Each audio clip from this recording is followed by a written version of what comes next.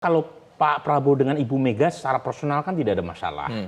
Artinya ada potensi besar kedua tokoh tadi bertemu tanpa atau dengan ditindaklanjuti dengan pembentukan koalisi yang melibatkan PD Perjuangan.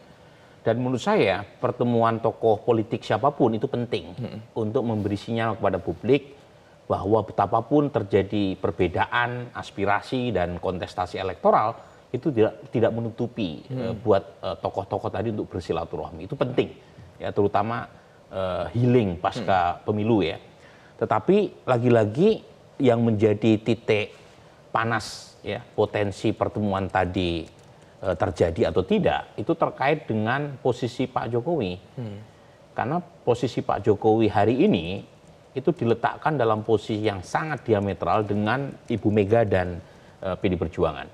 Jadi kalau kita lihat narasi elit PD Perjuangan, terutama sejak Gibran dicawapreskan oleh Pak Prabowo, itu mereka tidak menyalahkan Pak Prabowo, mereka menyalahkan Pak Jokowi. Apalagi setelah kemudian capres yang diusung oleh PD Perjuangan hanya mendapat 16%. Jadi sepertinya masalahnya bukan dengan Pak Prabowo, tetapi dengan Pak Jokowi. Dan itu berlanjut sampai pada tingkat pilkada, di mana Mas Bobi misalnya dilarang untuk mendaftar melalui PD Perjuangan, termasuk keluarga besar Pak Jokowi yang lain. Nah, poin saya, kalau misalnya titik pertemuan dengan Pak Prabowo itu terjadi, mungkin dalam waktu dekat tidak sampai pada proses akomodasi PD Perjuangan ke dalam pemerintahan, karena masih ada figur Pak Jokowi di situ. Tetapi kalau misalnya relasi Pak Jokowi dengan Pak Prabowo merenggang, di situ baru ada potensi buat PD Perjuangan untuk masuk. Karena bagaimanapun PD Perjuangan tidak ada masalah dengan Pak Prabowo atau Gerindra, tetapi per hari ini mereka melihat bahwa Pak Prabowo masih bagus relasinya dengan Pak Jokowi, dan itu yang membuat PD Perjuangan berpikir panjang untuk bisa bergabung ke dalam pemerintahan.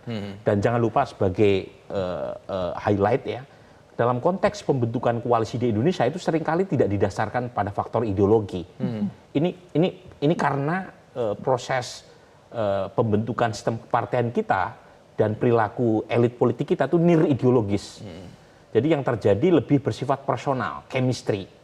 Jadi less ideological, more personality. Itulah proses pembentukan. Nah, karena ada hubungan personal yang kurang baik antara Ibu Mega dengan Pak Jokowi, dan kebetulan Pak Jokowi punya iuran elektoral besar buat kemenangan Pak Prabowo, itu yang membuat PD Perjuangan menjaga jarak.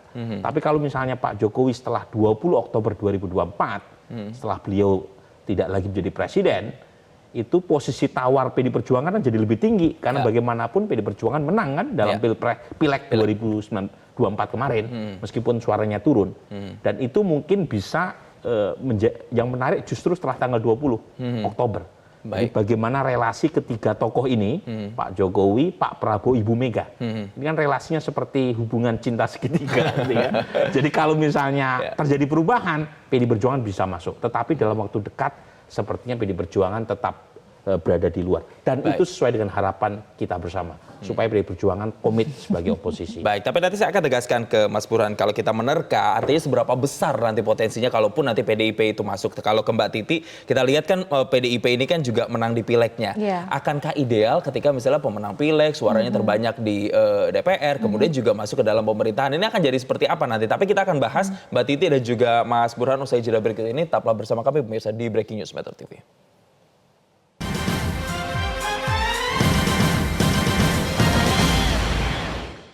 Jelajahi cara baru mendapatkan informasi. Download Metro TV Extend sekarang.